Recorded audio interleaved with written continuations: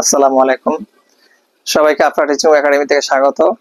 আজকে আমরা নবম দশম শ্রেণীর বীজগণিতীয় রাশির 3.1 অঙ্ক নং 1 বর্গীয় জ শেষ অঙ্ক সূত্রের সাহায্যে বর্গ নির্ণয় করো। আজকে আমাদের পর্ব নাম্বার হলো 6। এই 1 নম্বরের শেষ অঙ্কটি আজকে আমরা করব। দেখো, এটা তোমরা জানো, তারপরে অনেকে হয়তো জানো না, তাদের জন্য করে দিচ্ছি। দেখো, বলছে সূত্রের সাহায্যে বর্গ করো এত এর বর্গ, অর্থাৎ 1007। আমরা একটু কাজ করব, 1007 এটার বর্গ করব, 1007 এর বর্গ। তাহলে আমরা এখানে লিখবো 1000 যোগ 7। এটা ভাঙালাম, 1000 কে 7 দ্বারা গুণ করলে যোগ করলে 1007 হয়। 1000 যোগ 7 করলে 1007। আমরা যদি সূত্রের সাহায্যে যেহেতু বড় করতে বলছে, আমরা এই 1000 কে আমরা এ ধরবো, 7 কে আমরা বি ধরবো, অর্থাৎ a প্লাস বি হোল স্কয়ারের সূত্র। তাহলে কি হবে দেখো, আমরা লিখবো a স্কয়ার, সূত্র এখানে আমরা লিখে দিছি a স্কয়ার প্লাস সূত্রে 2a মানে 1000, b মানে 7, b স্কয়ার মানে 7 এর উপর স্কয়ার।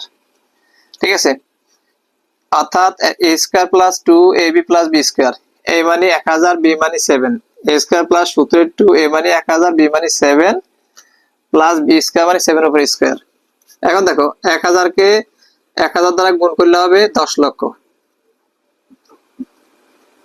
6টা শূন্য, 1 2 3 4 5 6টা শূন্য, যোগ 7 দুগুণে 14, 14000 হবে। অর্থাৎ এখানে কত, 2000, 2000 কে 7 দুগুণে 14000 হবে।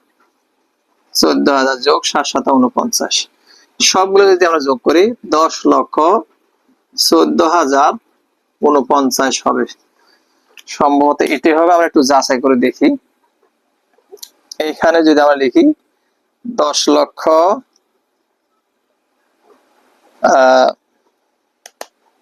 যোগ 14,000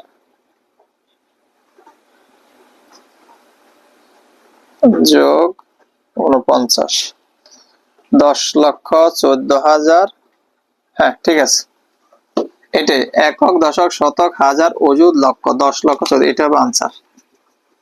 ঠিক আছে, আশা করি বুঝতে সহজ একটি অঙ্ক, তারপর করে দিলাম, চলে গেল।